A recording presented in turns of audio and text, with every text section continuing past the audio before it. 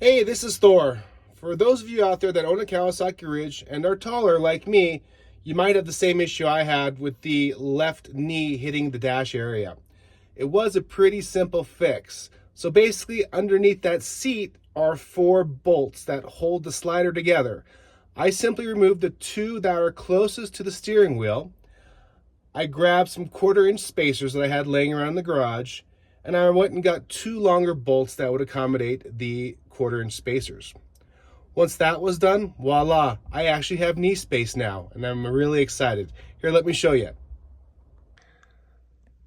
It was a really simple fix by adding those 1/4-inch spacers to the front part of the seat.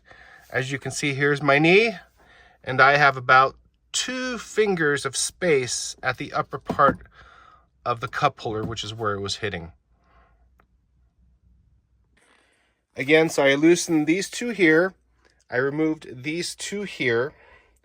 I had a couple of these 1/4-inch spacers laying around in my toolbox, which I put underneath here with new bolts, and we're good to go.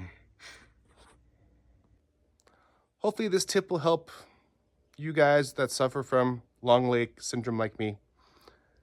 Any more questions regarding the Ridge, feel free to give me a buzz at 815-321-3888 or send us an email at the shop, theatvsuperstore@gmail.com. Thanks and have a wonderful day, and please subscribe and like this video.